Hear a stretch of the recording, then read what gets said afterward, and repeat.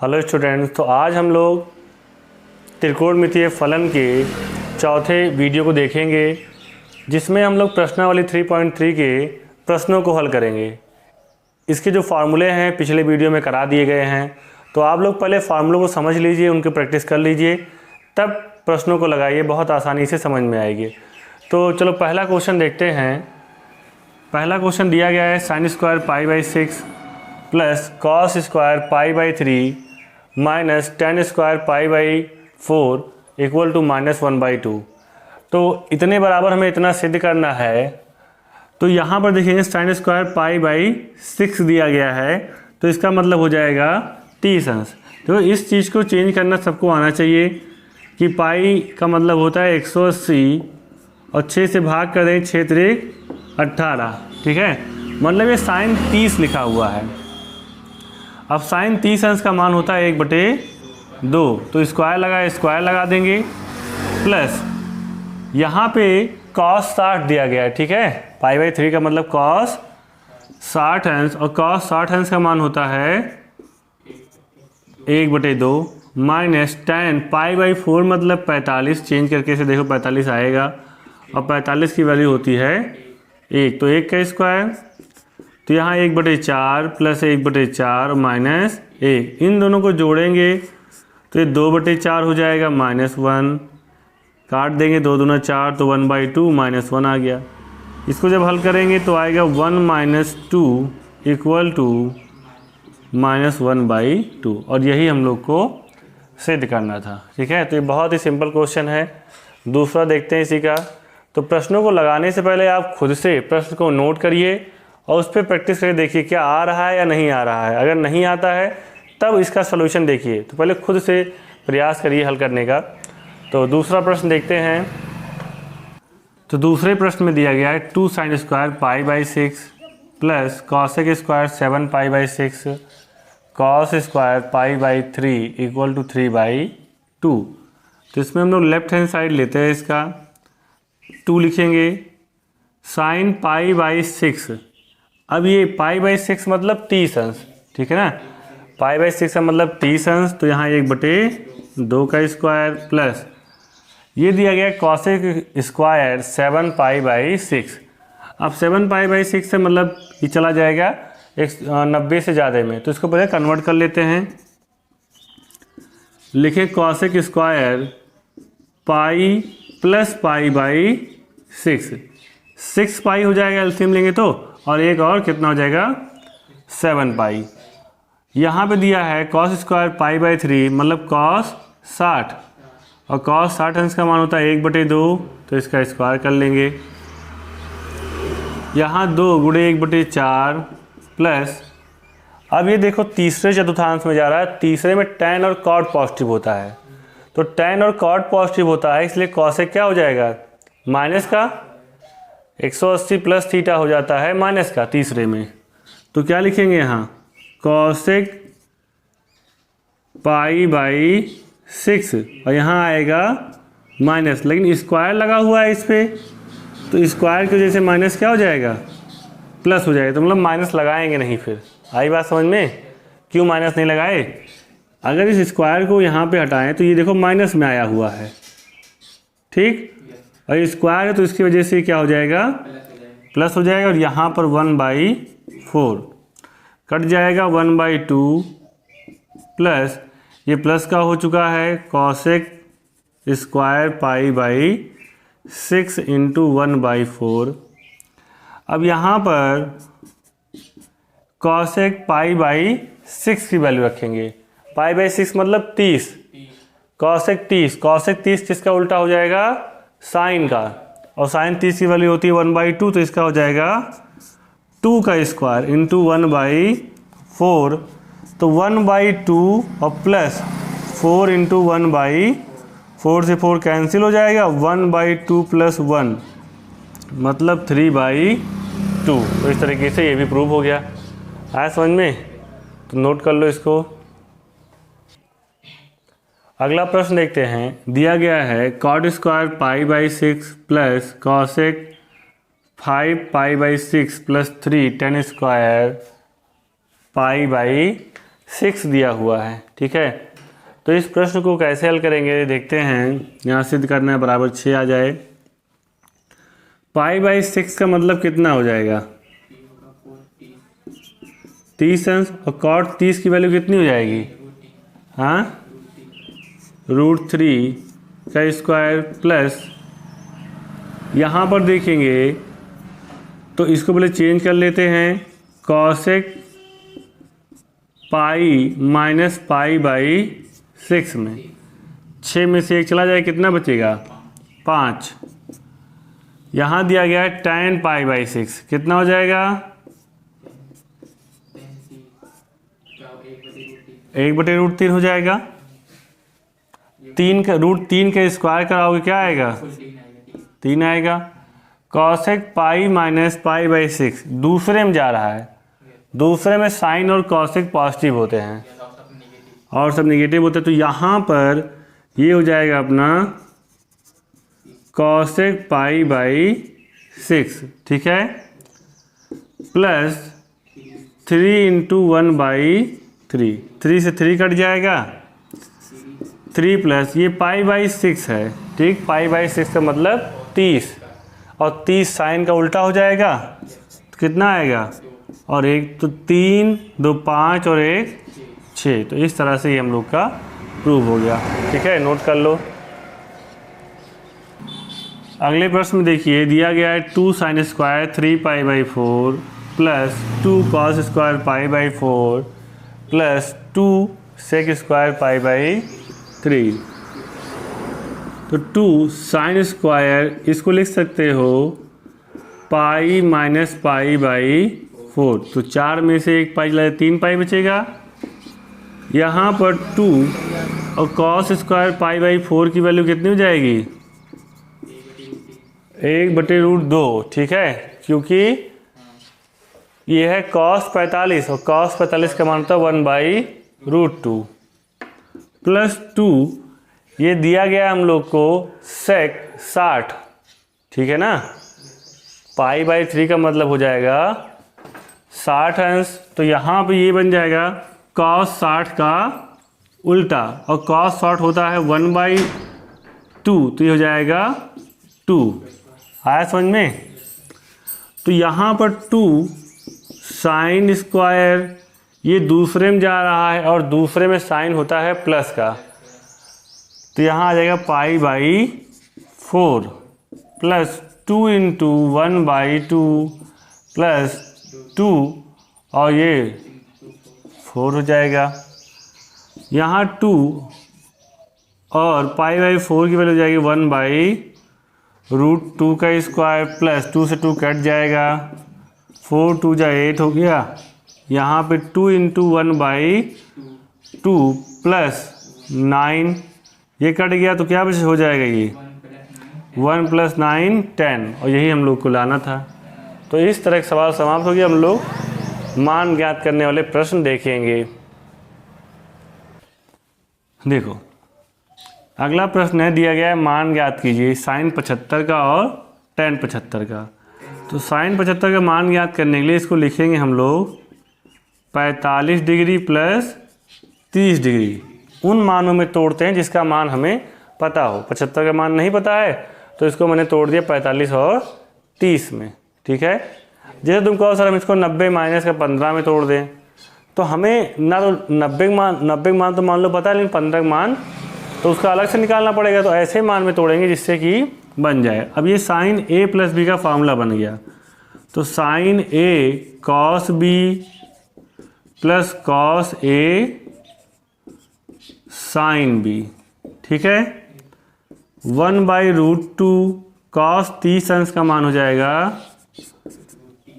√3/2, cos 45 का 1/√2 और sin 30 का 1/2, तो ये जाएगा √3 और 2√2 प्लस 1 और 2√2। तो इस तरीके से √3 + 1 अपॉन 2√2 इसका मान आ जाएगा। ठीक है, इसी तरीके से हम लोग दूसरा प्रश्न देख लेते हैं tan 15 का।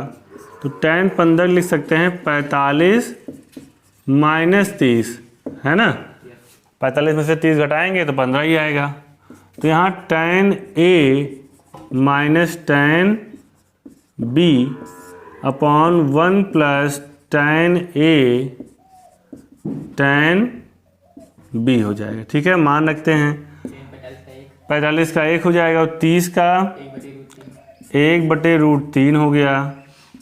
यहाँ 1 प्लस 1 अपॉन √3, क्योंकि इसकी वैल्यू 1 आएगी और 1 में मल्टीपल कराएंगे तो यही बन जाएगा। ठीक है, फिर इसको लिख सकते हैं हम लोग, दिख रहा है इसमें,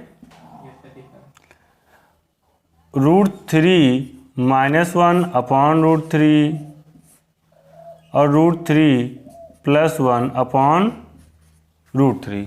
ठीक है, √3 से √3 कैंसिल हो जाएगा, जो बचा है उसको लिख लेते हैं यहाँ पे। तो √3 माइनस 1 अपॉन √3 प्लस 1 बचा हुआ है। अब इसमें करा लेते हैं परमेयीकरण। √3 माइनस 1 से ऊपर नीचे गुणा करा देंगे तो ऊपर बन जाएगा √3 माइनस 1 का और नीचे a² minus b²। a plus B a minus B है ना, तो a² माइनस b² बन जाएगा।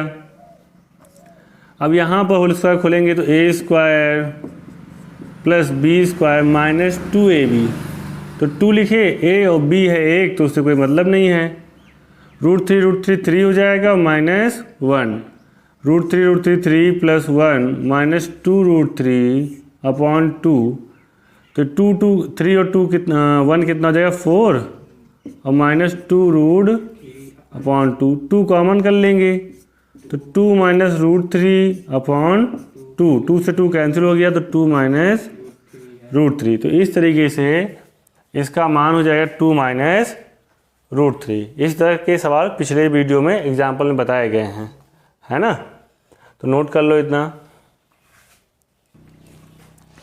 तो अगले प्रश्न को देखते हैं हम लोग। इसमें दिया गया है cos π/4 minus x cos π/4 minus y minus sin π/4 minus x और sin π/4 minus y equal to sin x plus y। देखने में तो लग रहा है कोई बहुत बड़ा सा क्वेश्चन होगा, लेकिन जो पीछे फार्मूले आप लोग को बताए गए हैं अगर उनको ध्यान दो तो ये एक फार्मूला है cos x या cos x cos y minus sin x sin y। तो ये किस चीज़ का फार्मूला लग रहा है हम लोग को, cos x cos y minus sin x sin y। बताओ किसका फार्मूला है ये cos x प्लस y का फार्मूला है।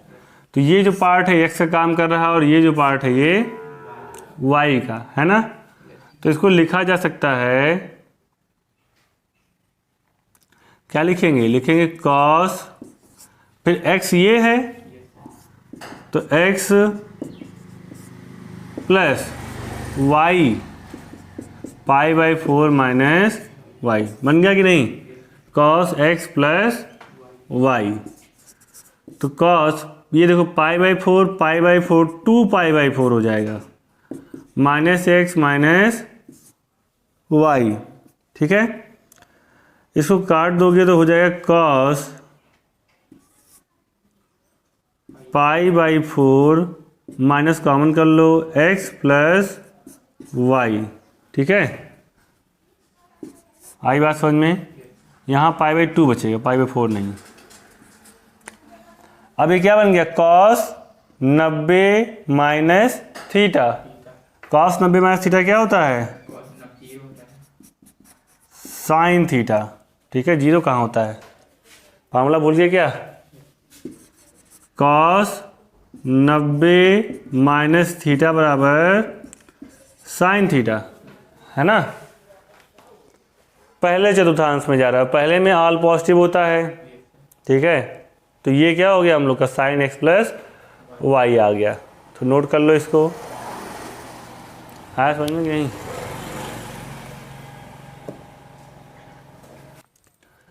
तो अगले प्रश्न में अगर हम लोग देखें, दिया गया tan π/4 plus x upon tan π/4 minus x बराबर लाना है हमें 1 plus tan x upon 1 minus tan x का होल स्क्वायर। तो इसको लेफ्ट हैंड साइड लेते हैं इसमें और सॉल्व करते हैं।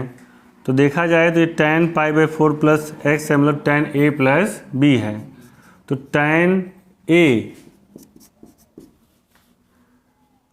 Plus tan b 1 minus tan π/4 और tan x हो जाएगा। फिर इसमें फार्मूला लगाएंगे tan π/4 minus tan x upon 1 plus tan π/4 और tan x। इतना समझ में आया। अब π/4 की वैल्यू होती है 1, तो इसकी वैल्यू को पुट कर देते हैं। तो यहाँ जब पुट करेंगे नीचे हो जाएगा 1 माइनस इसकी वैल्यू 1 से मल्टीपल कराएंगे 1 माइनस tan x, यहाँ पे 1 प्लस tan x, ये हो जाएगा 1 माइनस tan x और ये 1 प्लस tan x। देखो हमें पता है जो सबसे नीचे ऊपर जाएगा और ये यहाँ पर जाएगा, तो जब ये ऊपर जाएगा तो बन जाएगा क्या 1 प्लस tan x का और नीचे 1 माइनस tan x का होल स्क्वायर। ठीक है, ये तो बनेगा।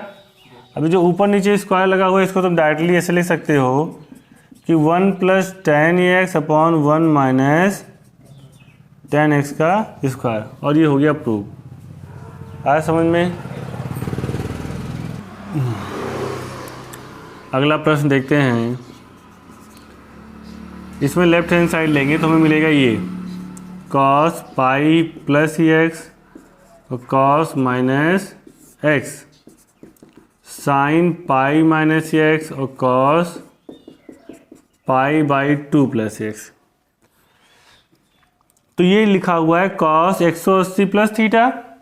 तीसरे में जा रहा है, तीसरे में सिर्फ tan और cot पॉजिटिव होते हैं, तीसरे में सिर्फ tan और cot पॉजिटिव होते हैं। तो इसलिए ये हो जाएगा अपना माइनस का cos x। ठीक है, और ये है cos माइनस x, तो क्या बन जाएगा ये cos x बन जाएगा। क्यों? क्योंकि cos माइनस थीटा प्लस का हो जाता है, बताया गया है।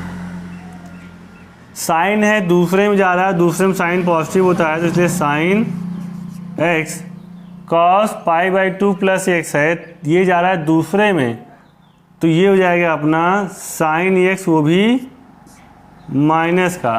ठीक है, क्योंकि दूसरे में cos माइनस का होता है, तो इस माइनस से माइनस कैंसिल हो जाएगा, ऊपर आ जाएगा cos स्क्वायर x, नीचे साइन स्क्वायर x, तो बन जाएगा ये cot स्क्वायर x। तो इस तरह से ये भी प्रूफ हो गया। अब इस प्रश्न में देखते हैं हम लोग, दिया गया है sine n plus 1x sine n plus 2x plus cos n plus 1x और कॉस n प्लस 2x। तो ये भी फार्मूला बेस्ड क्वेश्चन है। अगर ध्यान से देखा जाए तो ये फार्मूला है cos x cos y plus sine x sine y का, जो कि होता है कॉस x माइनस y का फार्मूला है ना। बस ये पीछे दिया है और ये, तो ये x का काम कर रहा है और ये y का। तो अगर लिखें इसको तो लिखें क्या, कॉस x, x क्या है हम लोग का n प्लस 1x है और minus y n plus 2x, यही तो है। तो जब इसको सॉल्व करेंगे कॉस, इन दोनों में से x को कॉमन कर लो तो बचेगा n plus 1 minus n minus 2, तो कॉस n कैंसिल हो गया और ये 2 और 1 क्या हो जाएगा -1। ठीक है, तो कॉस ये हो जाएगा माइनस x और कॉस माइनस x होता है प्लस का कॉस x। ठीक है, आई बात समझ में। तो ये भी प्रूव हो गया और आगे क्वेश्चन हम लोग देखेंगे नेक्स्ट लेक्चर में। ठीक है।